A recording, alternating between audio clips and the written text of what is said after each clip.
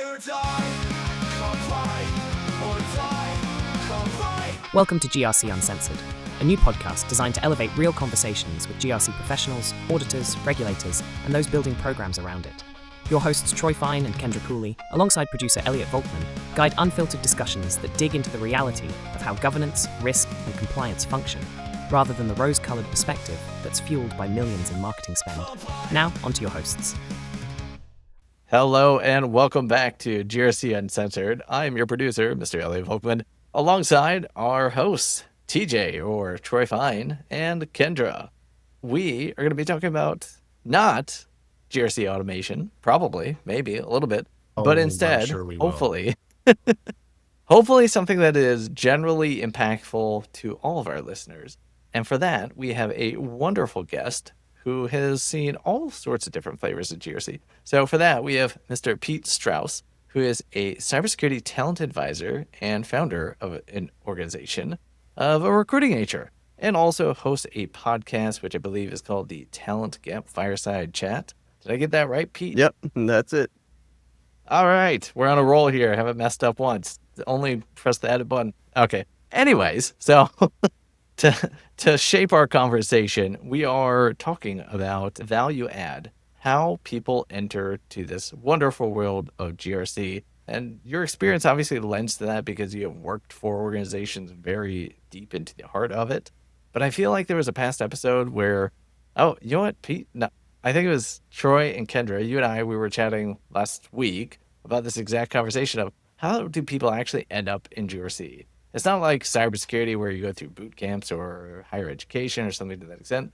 Yeah, so maybe we can start at the entry point. Where do you see people just magically showing up? Because this is not on anyone's wish list as a child to be a veterinarian, GRC leader, anything of that nature.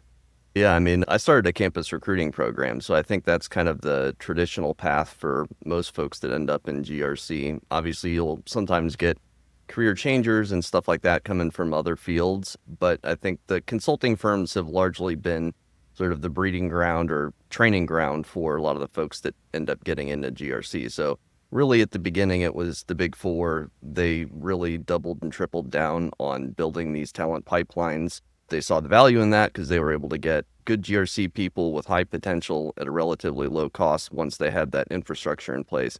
So the big four kind of kicked it off, and then some of the smaller consulting firms took note of that and built their own training programs. And they tend to be kind of the training grounds for people that end up going internal on the internal side. But obviously sometimes there's still some, GRC analyst roles or internships on the internal or corporate side. But traditionally, I think most folks have kind of started off in consulting. That's kind of that way in recruiting as well. A lot of people start off on the agency side, get their training on the agency side, and then go internal at some point. That's been my experience. So I'm curious, and I feel like I'm going to throw out something that usually would require like some sort of hard statistic or metric, but do you feel like a majority of people who have exposure to GRC, their entry point is the big four or somewhere, adjacent to them? I wouldn't say anymore, probably not the majority, because the market has just gotten a lot more crowded than it once was. And there's been a big differentiation between smaller firms with higher prices or larger firms with higher prices and smaller firms with lower prices. It's really hard for me to say. I don't have a statistic. That's okay. I was figuring that would require maybe a GPT search, which is where I'm going to hand this over to TJ, who has a question that I think he wants to ask you, and I down that process. That's okay. I did actually got rejected by the big four when I first started looking for a job. So, and look at you now. There's that. Look at that. They denied their me. loss. Their loss. Yeah. I really bombed the interview, but that's okay. It worked out for the better. Not that I don't like the big four. I should probably back that up a little bit, but I have had that chip on my shoulder because, it's like when someone's getting drafted, and they drop all the way down in the draft to a really low pick and they carry that chip on their shoulder. Yeah. They put a chip on my shoulder when they rejected me. Here I am doing a podcast called GRC Uncensored, which they probably wouldn't like anyway. So it's a good thing I'm not working at the big four. I think they would probably mostly not appreciate your memes. Or the meme. You're probably right. The memes probably would have gotten me fired, but that's okay. probably, or at least a stern talking to. But I do have, we do ask, I was supposed to ask this before you started, but we ask every guest now. I started asking every guest now. I think I stole it from another podcast, so I hope they're not mad at me. But what is the last thing you used ChatGPT for, or what did you ask ChatGPT? I think I last asked it something about business development strategies for a recruiting firm. Wasn't altogether impressed with the answer, but then again, I'm not a prompt engineer. So yeah, that was my experience. So it didn't help you. Nope. That was uneventful. Thanks, Pete. You really ruined that one, but that's okay. I was about to throw ChatGPT and my entire computer into a lake yesterday because I kept giving it a set of GCP roles and I wanted it to spit out. I was making this massive spreadsheet. I was like, I just want to know the basics of what each of these roles do and like the risk level associated with it. And it kept only giving me half of the list. And eventually I was just like, are you okay?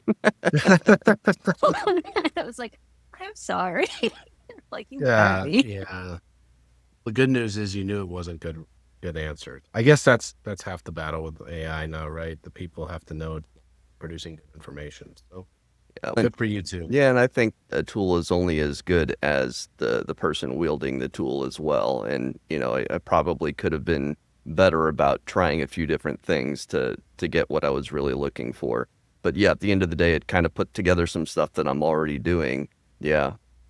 But Maybe it kind of validated your strategy. yeah, that's true. I just thought of a new game show. Are you I'm smarter than listening. ChatGPT? I feel like What'd you call everybody it? would fail. Are you smarter than ChatGPT? Oh, are you smart than ChatGPT? Yeah. I like it. I like it. Who is inputting the prompts to get the information back? If it's just straight trivia, we're all doomed. Yeah. I mean, maybe that's the back end gamers. If somebody's doing really well on the show and they gotta up the ante, they gotta put in a better prompt. you Well, know? here's actually a question for recruiting, actually, that I'm going to kind of use ChatGPT. Are you seeing people use ChatGPT and faking their resumes, Pete, when you talk with them? And are you able to tell that they use ChatGPT within 2 seconds of talk? Good question. Most of the time, I don't even see resumes first. It's usually a LinkedIn profile. But even then, I mean, typically what I'm looking for is just responsibility bullets. What were they actually doing in their most recent role? I mean, half the time when a client works with me and wants to hire somebody, they just want to hire somebody who's done the exact same job at a direct competitor and had the same job title. That doesn't take a lot of in-depth research to figure out if somebody's doing that. Generally, I don't have to dig too deep into the actual bullets, and it's more about, okay, are they at the right firm with the right job title, and then I'll just talk to them about the rest. But I think a lot of internal recruiters are probably more focused on the actual verbiage in somebody's profile. What about when you're talking with them? Have you ever suspected somebody had ChatGPT up and inputting your questions and their responses were just straight from ChatGPT? Not as of yet, no. Most of the conversations I have are pretty conversational in nature. Yeah, I can't think of really any individual circumstance where it was kind of halted and I was waiting on a response type of thing to where I would pick up on that. Yeah, it's still not happening a lot, at least for the disciplines that I recruit for. Okay, so GRC people need to use LLMs more. So what we're getting out of this? Possibly. I don't know. Yeah. Well, maybe that's not even the case. So kind of going back to what you were talking about initially of how a lot of these folks kind of funnel through the big four. If they don't have any experience going in GRC, what is the skill set that these organizations are looking for to be able to determine if someone is a good candidate to spend time training and, moving them through? Yeah, I mean, I think they look for pedigree. There's the old saying, Big Four pedigree. So they're looking for folks that are really clear communicators, that are well-dressed, presented, speak confidently, speak professionally, polished, I think is the term that comes to mind. And then having the right credentials too. Were they a member of Beta Alpha Psi? Did they get their MIS degree? That sort of thing. I mean, there's only so much credentialing, I guess, that you would expect out of somebody at that level. It's, I think, a lot more about soft skills and presentation. That explains why I got denied. He was going through that. I was like, nope. Nope. That's so Thanks. funny. That answered a lot. That has. Yeah. Pete, do you have any insight into kind of what those training programs look like? I mean, what do they start these folks out on? What's the kind of main priority when they get them in the door? They're already able to speak and obviously dress well and present themselves okay. So where do you start with that sort of training program? Couldn't speak too much to that because I didn't actually design one of those training programs myself. And as an external recruiter, clients don't want to pay me sizable sums of money to hire those entry-level folks. So, yeah, I mean, I did a little bit, or I was adjacent to a little bit of that when I started a campus recruiting program, I guess, at a smaller firm. But at the end of the day, they're just teaching them the basics of audit, all the terminology, what the reports look like, how to expect, QA revisions and how to write. And I'm sure there's some professional training there as well, how to interact with clients and organizational hierarchies and reporting structures and stuff. But yeah, I don't have a whole lot of specific insight there. Okay. And in your day-to-day, are you primarily working with organizations to help them find a candidate, or do you kind of work in is the term headhunter still used, kind of fashion where individuals come to you and you help them find jobs? Yeah, and that's a common misconception. Recruiting and headhunting are essentially the same thing. Okay. It's an organization will hire an internal recruiter and then that person recruits for that company, or an external recruiter like myself where I'm working with a variety of companies, all of which are paying me some sum of money to go out and find people. There is such thing, I guess, as a reverse recruiter, which is basically somebody that works with a candidate and pitches them to companies. But at the end of the day, especially in a crowded market like we're in right now, that's a pretty low success rate, given that, if each job posting is getting 500 or 1,000 applicants, to be able to help somebody stand out from all of that noise is a pretty tough task. So that's why I'm a big believer in outbound recruiting versus relying on inbound applications. Because if you get 1,000 applications and only get back to the handful that you're interested in, everybody else is just annoyed.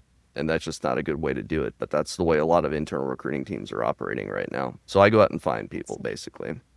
Okay. That's really interesting. I almost would have thought the success rate would have been higher working directly with a candidate and presenting them to an organization that you already have a relationship with, because on some level there's a basis of trust that you've built with that organization to find a qualified candidate. And if you have someone that's in your network and you're serving them on a platter, that to me sounds like it would be far more successful, but that doesn't seem to be the case. Yeah, at the end of the day, the job has to come first. I take a brief on the job, talk to the client. Hey, what all intangibles are you looking for? What tangibles are you looking for? And normally that's really going to narrow it down. So the chances that I have the specific referral that's an ideal fit for this specific job with all of its requirements, that's a pretty low hit rate. I could probably count on one hand the number of people that I placed over the years that were actual referrals and not somebody that I had gone out and quote unquote sourced myself, and using my Boolean searches and finding people,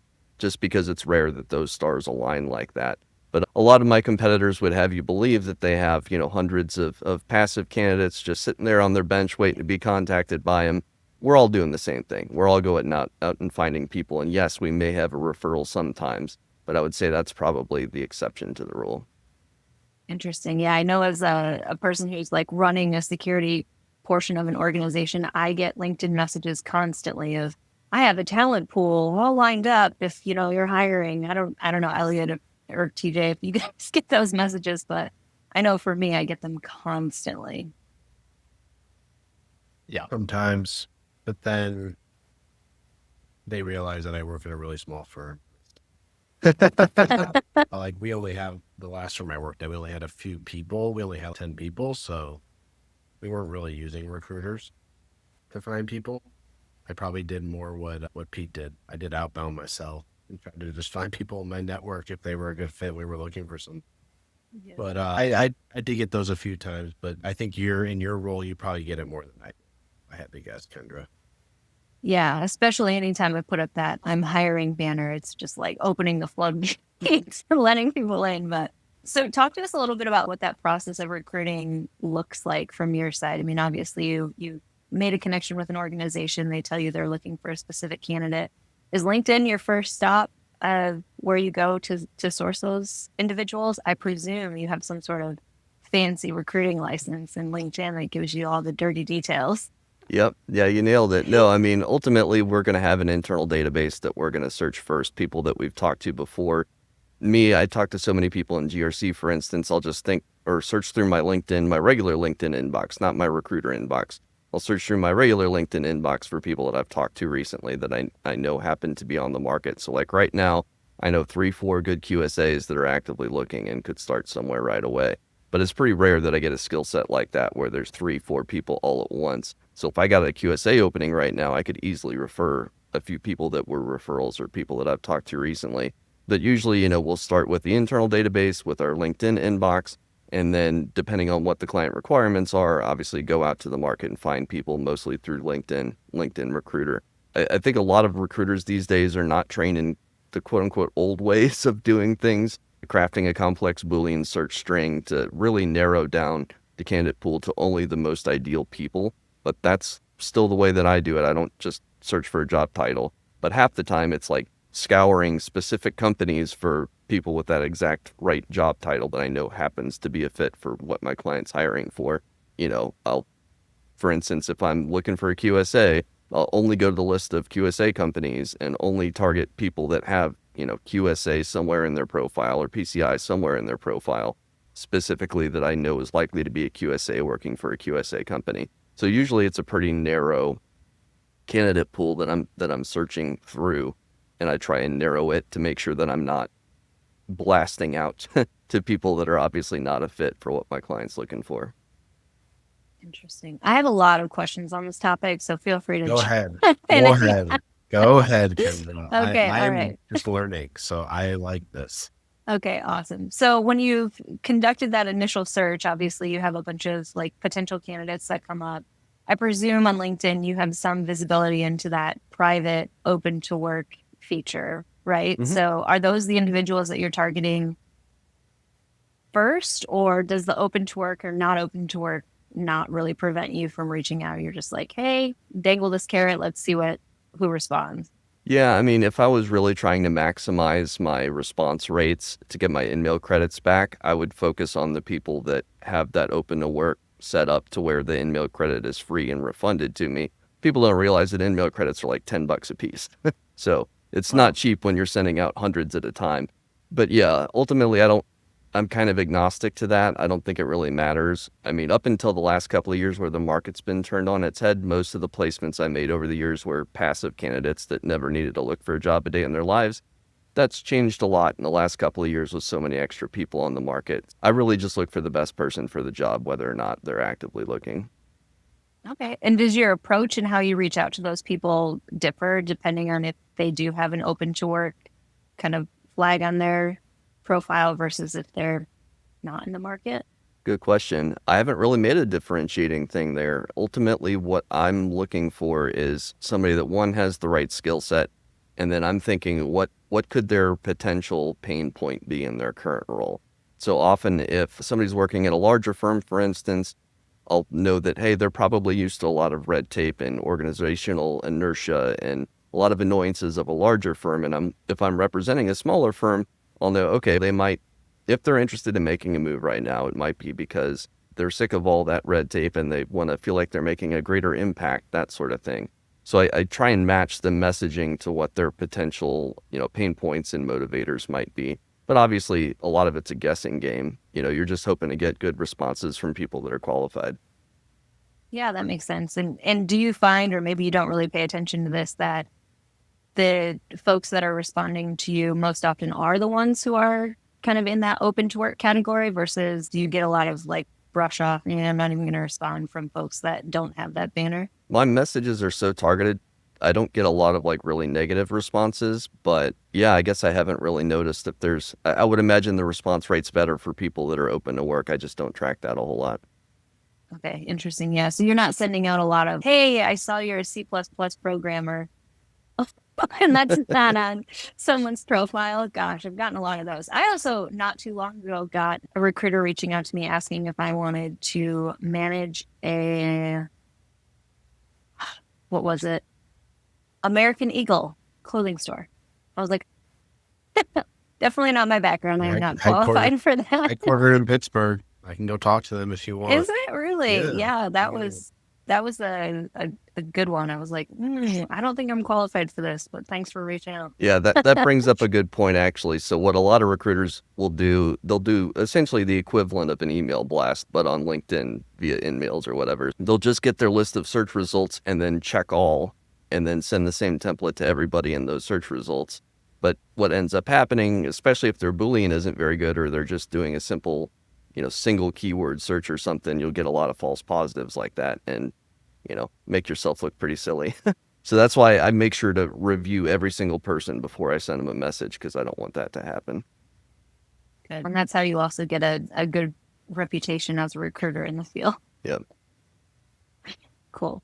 I guess kind of like along the same topic, is there anything that you see or maybe don't see in someone's profile when you're conducting a search? And maybe, I don't know, your searches are so good, these sorts of things wouldn't even come up, but is there anything that you come across that is like a turnoff when looking at a potential candidate's profile that you're like, not a fit, moving on?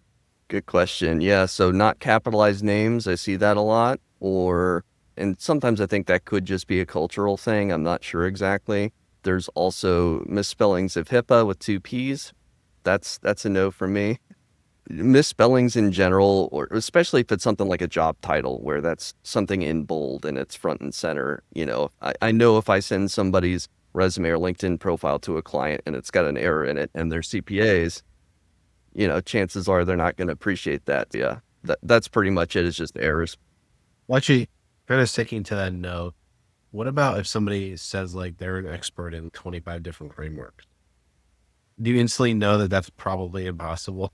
And they're just trying to get hits Yeah. on a recruiter's query? Yeah, I mean, in my experience, when I'm searching for somebody who's, say, a senior consultant or manager or senior manager or whatever, I know that they're not going to know every single framework, and they're going to be closely aligned to, 1 or 2 different service lines generally.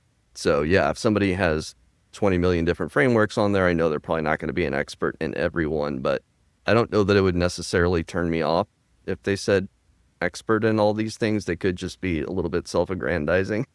But, that's where the screen comes in, just to make sure that really get an understanding of where their expertise is. And usually they'll be pretty honest about that.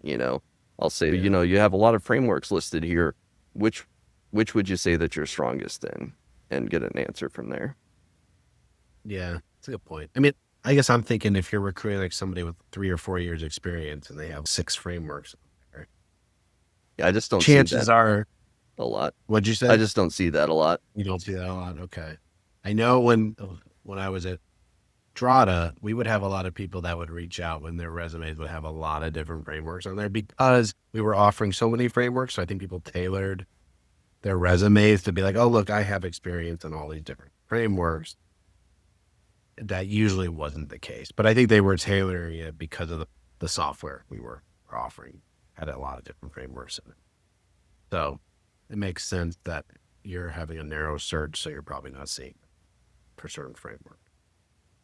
Do you see any mistakes people are making other than, I guess, from like when you're talking with them, not necessarily their LinkedIn profile, but like when you're talking with them or somebody that's, I don't know if you're working with, if you're only targeting people like 5 years or more experience, maybe you don't see this as much, but I guess, are there people when you're talking with them where they're turned you off, I guess, or what mistakes are they making during the interview with you, I guess, is what I'm trying to, I don't know the right way to word it, but. No, I get what you're asking. Immediate red flags. Yeah, maybe that's it. Yeah. Yeah. Other than their LinkedIn profile. Ego is a big one for me, because I know if they have an ego with me, they're going to have an ego walking into an interview, and that's just too much of a risk for me to take on them.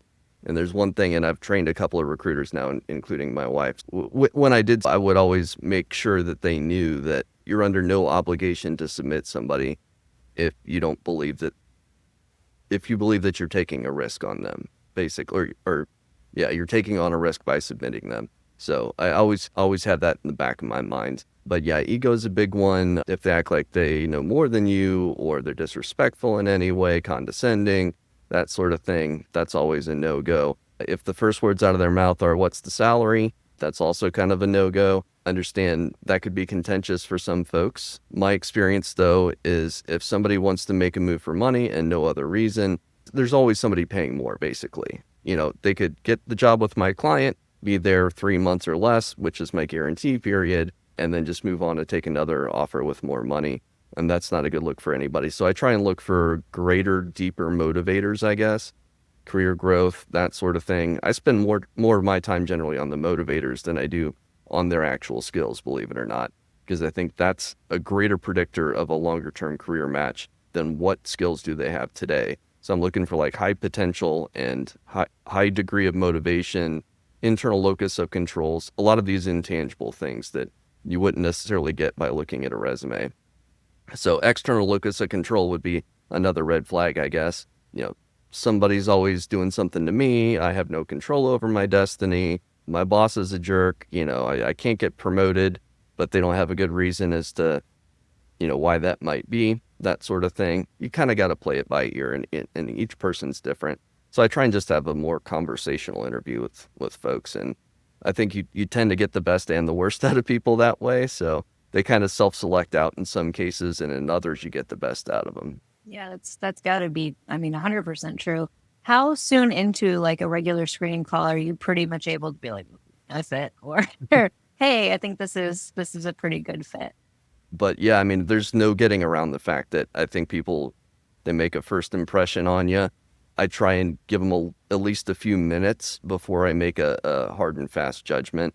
But generally, I can tell pretty quickly if somebody's well-spoken and motivated and friendly and all of that. But I've also had calls that started off kind of contentious because they've had really bad experiences with recruiters.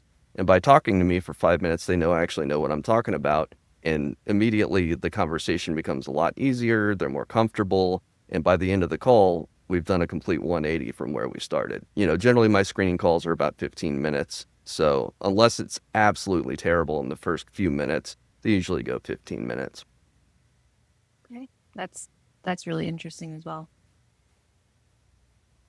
Are you finding that there's a shortage of talent out there? I guess, we hear a lot about like cybersecurity, like talent shortage, and, there's not enough people out there to fill all the roles. Are you seeing that in GRC as well? Do you think that the statement is flawed at all, or what are you seeing in GRC from that perspective, or cyber? I guess you can answer from either. Yeah, I could talk about that for an hour like I do on my podcast all the time. Yeah, so the statistic that everybody cites is the 3.5 million unfilled global security jobs from ISC squared, but that was like during the height of the pandemic, and that was a projection in the first place. It wasn't like real open roles that are funded and are actually going to be filled. So no, there's no shortage, I don't think, broadly. There's a proliferation of folks on the market right now. You got to figure if each job is getting 500 or 1,000 applicants, there's more candidates than there are open jobs at the moment, even in GRC. The last couple of years, GRC is a niche of mine, and I've been recruiting in it for a decade now. I've never seen hiring for GRC so slow in the last couple of years. Part of that I attribute to some of the automation platforms eliminating some of the need for human labor during the audit process.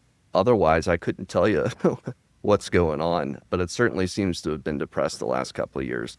Anecdotally, seems to be coming back a little bit. The consulting firms I talk to, they're starting to get a little bit busier now. I don't know 100% what to attribute that to, but... Do you think offshoring could be attributed to that? Oh, that's definitely a part of it, yeah. So there's been a lot of price pressure for audits, which has led to trying to decrease costs wherever possible and overhead. So yeah, a lot of offshoring. A lot more consulting firms that would not have traditionally offshored things being forced to because they just can't compete on price like they need to in this market. Interesting. Do you think that's also... Oh, go ahead, Kendra. No, you. I was just going to say, do you think that pressure is coming from, obviously we're seeing a bunch of PE come in here, right? Especially the audit firms, and you're seeing in CPA. And so obviously they want to reduce costs. So are they putting pressure on the business to reduce costs? And one of the ways to reduce costs is offshoring, right? So do you think PE is putting pressure? Anecdotally, do you think that's part of it? I think it's part of the equation. I think also just from the customer side, there's a lot of demand to cut costs. They're trying to do it wherever they can and maybe going with that lower cost auditor over the more expensive guy that might do a better job. I think if cost cutting is your paramount concern, you're going to cut money off the top however you can. And to hire a less expensive auditor is a way to do that. And, ultimately, if the less expensive consulting fees are the ones getting the clients, then the more expensive folks are going to feel the need to compete at least on some level. So it's just a giant race to the bottom, and it's been happening as long as I've been in the industry, but it seems to have accelerated the last few years. Interesting. I would definitely say the automation platforms probably have something to do with that then, huh? Okay, so you touched a little bit on the postings like in LinkedIn having, hundreds of applications.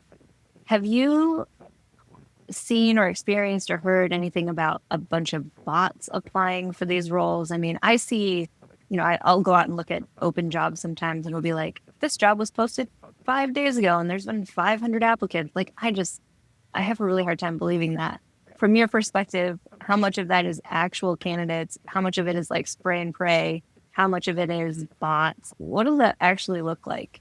Yeah, so I don't post jobs. I haven't for just about as long as I've been recruiting in the industry. I've never found it effective. You get way too much noise to the amount of signal you get. I mean, any internal recruiter will tell you that of the people that apply, maybe 5%, 10% on a good day of people are actually somewhat qualified for the role they're applying for. So I don't know how much of that is automated applications versus individuals actually going through the process. I would imagine the more laborious the process, the less likely it is to be automated. So as much as everybody complains about Workday, apparently if it's a bigger problem, I was just going to say yeah. that. If I have to create a Workday profile to apply to a job, I'm out. Well, I guess Workday will never be sponsoring our podcast. So, Kidding. I'm just lazy. That is a total reflection of myself. So I'm kidding. We've knocked a lot of people off our sponsor list, so just add them to the list. eventually I'm gonna get knocked off this podcast. Okay, so I kind of want to switch gears a little bit. We've talked about one side of this. I kind of want to talk a little bit about like how companies are approaching you or how you're approaching companies. And, because I think one of the things that I personally see oftentimes on LinkedIn is people calling out job descriptions that are targeting maybe entry level or intermediate, and they have these insane requirements. Like, what are you seeing from your side? It sounds like maybe you're looking usually for folks that are a higher caliber, so maybe the job descriptions match what you're looking for, but I'm just curious kind of what you're seeing and like the expectations of the organization that you're hiring for versus what's actually feasible and how much kind of training or coaching you're having to give to them. Yeah, I mean, if there's any sort of unrealistic expectations, I'll be the first person to push back on that. But generally, if a company decides to work with me, they have some decent grasp on what it is they need to hire for, and usually they're pretty realistic. So it's pretty rare that I'll encounter a client that their job description is 2 pages long and there's 20 must-haves. That's not as common. I think if a company's serious about hiring and paying the fee for an external recruiter, chances are they at least somewhat are realistic. But yeah, the entry level thing, I think part of that is just market conditions.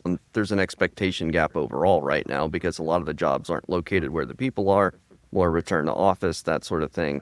But yeah, often in a candidate-heavy market like we're in today, hiring managers, their perception is that they can be as picky as they want, even if the most qualified people that they really want to hire aren't applying. They'll just see, our internal recruiting team got 500 applicants, so we can be as picky as we want.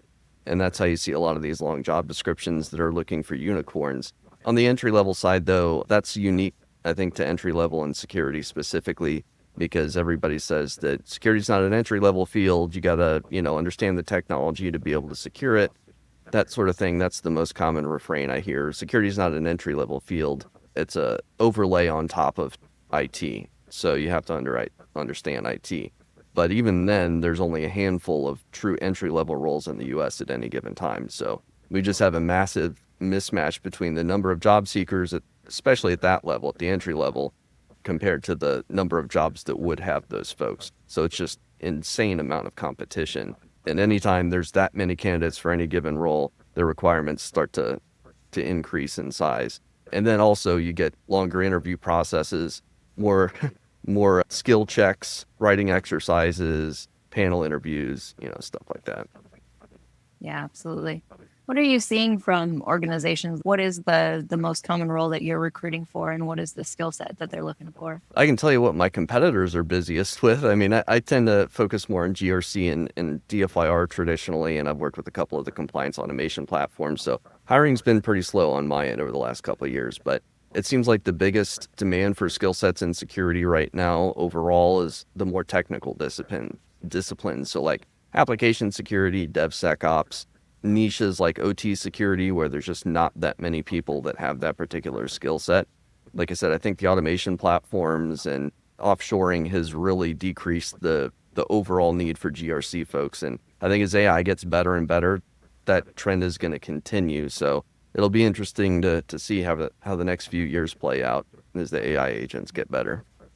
Yeah. What do you say to folks that think AI is coming for all of our jobs? Or what are your thoughts around that? I think they're at least in part right. I tend to kind of be in that camp myself. I mean, I'm seeing it already. Whereas traditionally companies would hire a big SOC full of tier 1 analysts, now they're just automating that job entirely almost. And my fear is, okay, so if we're knocking the bottom rungs off the career ladder, where do people get their start that then can train to become senior people that eventually run all the AI tooling? There has to be some sort of pipeline there. I'm thinking there's probably going to be another pendulum swing in 5 to 10 years where there's not enough senior people to run the tools because everybody said it's not my problem. I'm not going to train people today. I need to hire somebody experienced in my particular case. But if everybody says that, then everybody loses in 5 to 10 years. But I think until then, it's probably going to be a lot more of what we're seeing now. More automation, more outsourcing, that sort of thing. Yeah. It's really true. I mean, I can say as a hiring manager, it's something that I've experienced a lot where, you have a finite budget and you want the best folks, but at the same time, like we do need to be fostering the younger folks and people who just have genuine interest in the field to get them in here. But at the end of the day, if I have the chance to hire 2 juniors or 1 senior person who I know is going to come in and kick ass, I'm going to go for that person because I'm drowning, right? Which isn't great for the field. Exactly to your point. We're not taking the time to mentor or train or let people get their foot in the door. And I think that's also just something that's fundamentally problematic with security as a whole, is that oftentimes we hire within our networks, we hire people that we trust because they are such sensitive positions. And so it's a very difficult field to break into. Yeah, I actually I did a LinkedIn post about this. There was a cyber boot camp training vendor where their whole thing is they train SOC analysts to be tier 1 analysts. He said they had 30,000 people come through their program and they have a message board or something, or some sort of online community, maybe a Discord channel, where they have 20,000 people that have been through their program that are in that community at any given time, all competing for 50 open jobs. So that's a 400 to 1 mismatch. So you have to be in the 0.025%. You have to be the top 0.025% to get a job in entry level in security right now. Harvard has easier acceptance rates than that, don't they? Yeah. Geez, Now they do. Wow. Now you can get financial aid if you make less than $200,000 as a family. So there you go. Yeah, I know. Yeah, I saw that. I think we touched on that a little bit last week during our call, didn't we? Maybe a stitch. I don't know. Maybe Things are running together at this point. Cool. I don't know, Troy, if you have any other questions or if you want to open it up to Pete. Yeah, Pete, what do you want to say? I think Kendra, you covered this topic much better than I could have. Good job. Thanks. This is something that I'm actually really passionate about, and I'm very appreciative of people like you, Pete, who really try and find the top talent and open doors for people. So thank you for what you do. It's not an easy job, so appreciate you. Yeah, I appreciate that. Yeah, I would just say always looking for who's hiring out there, and obviously take a pretty tailored approach to this sort of thing and take it very seriously. And I think we need more of that. I think there's a lot of recruiting that it's kind of mindless. People don't think about what the ideal fit looks like. They don't really get very creative. There's not as much thinking about the intangibles of what makes somebody a good fit. How do you identify critical thinking ability or identify somebody who's got a higher potential skill ceiling, whereas their floor might not be as high today? Who's going to be that next person that's, going to take your business to the next level in the next 5 years? And I think a lot of that stems from just reactive hiring in general versus being more proactive and thoughtful and stuff like that. So if anybody wants to have any conversation about it, let me know. Obviously, I run a podcast about it. Yeah, where can people find you, Pete? What's the easiest way? Just LinkedIn. I'm all over LinkedIn. That's basically where I live. So Pete Strouse and Talent Gap Fireside Chat behind me. That's the podcast. Yeah, Cool. I think Kendra would make a great guest for your podcast. I agree.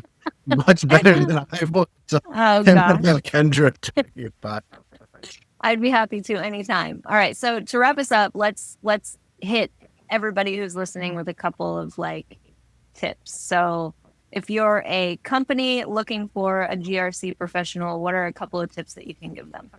I would say be open-minded. Traditionally, I work with a lot of consulting firms, and the one thing that they all say basically is we will not hire somebody from the internal side that can't handle the pace of consulting. Always driven me nuts. I think if you've been a customer, you can be a really good external auditor.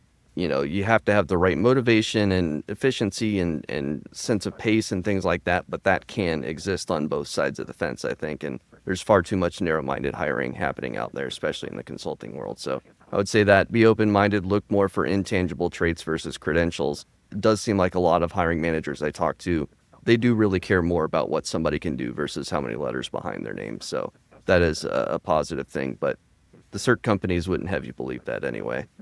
Yeah. The more alphabet soup, the better. Yep. And what about for our friends who are listening who might be in the job market, maybe getting a little stressed out at just how difficult this job market is? Any tips for them, things they can do to their LinkedIn, brush up on any skills, make themselves better? Yeah, I mean, at the end of the day, it comes down to keywords and being visible. When I do a search for somebody and I have my Boolean search string and I have all these different terms in there, the more terms that are in my string that also show up in your LinkedIn profile, the closer to the top of the results you'll be. And so the sooner I'll see your profile and you'll get a message from me. So best thing you can do, be visible, keyword load your resume with everything that you've done in your day-to-day.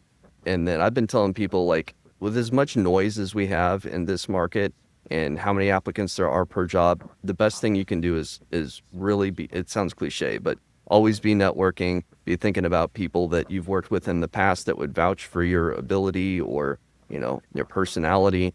Do more in-person networking events. Meetup.com has a bunch of, just type in cybersecurity or InfoSec or GRC in your, in the search bar. You can find stuff local to you. There's Discord channels, there's subreddits. There's so many places that you can meet people, but the best place is really chapter meetings of ISACA, ISC Squared, ISSA, anywhere where you can get out and meet people face to face. That's the key to get referrals, I think.